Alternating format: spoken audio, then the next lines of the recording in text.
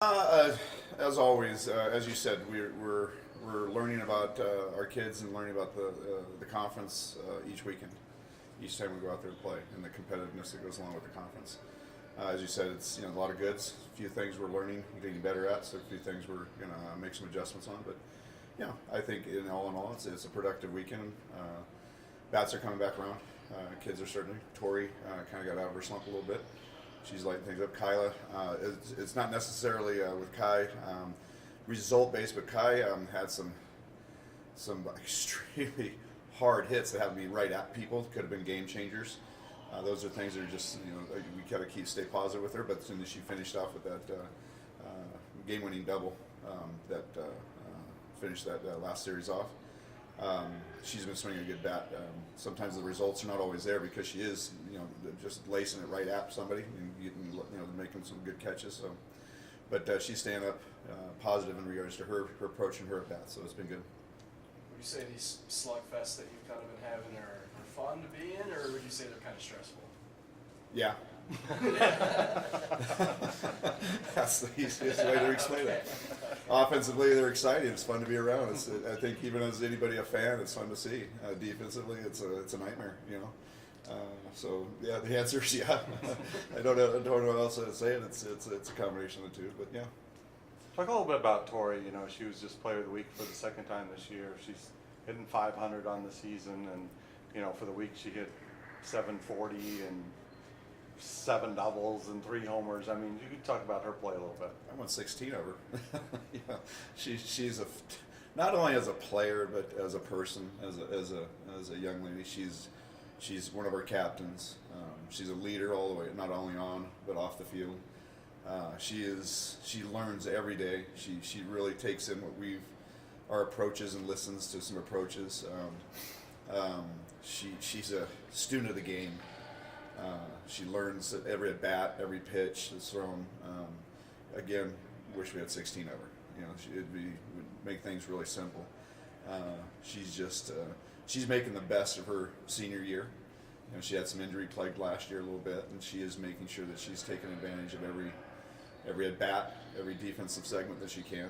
She's a true student athlete in the word. I want to coach in the game when you had the big lead in that 11-run lead.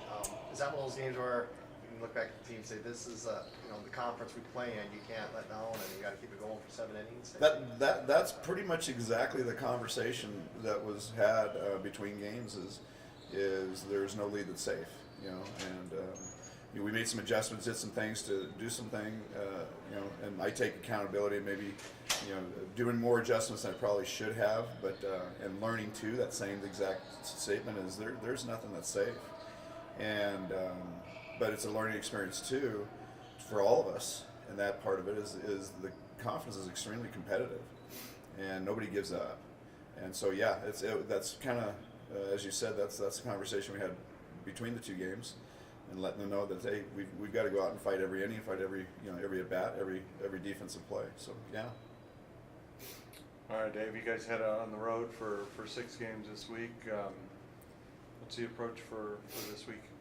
One pitch at a time, one game at a time. It's just taking it as we can and making sure our kids are we do the best we can to get them prepared and understanding what we're facing, whether pitching and hitting. Try and do the best we can to prepare our kids to be ready for each game. And again, it's seriously, it's one pitch at a time, one at bat at a time, and one defensive play at a time, making sure our kids in the right positions and mentally ready to execute in each one of those situations. How about going back outdoors? We've had so many indoor games in a row. In fact, what's that? Can't wait. I can't wait.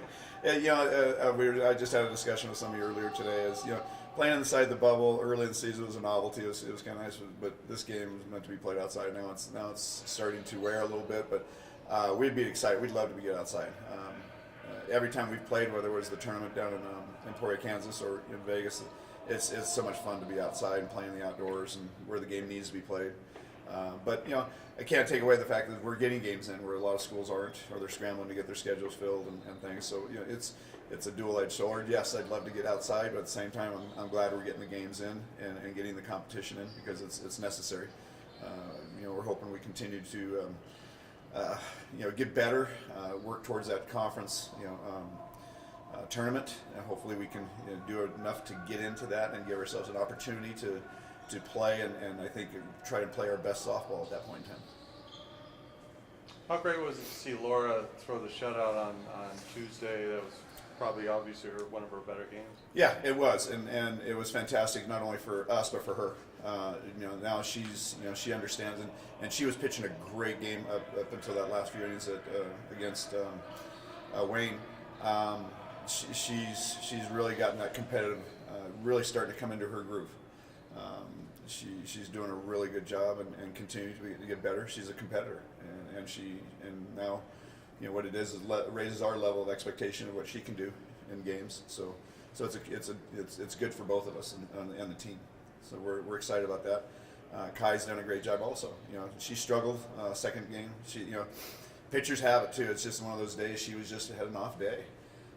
Fortunately, our offense, our bats, helped her out enough, and she did enough to keep her in the game. And Laura came in and finished it off for her.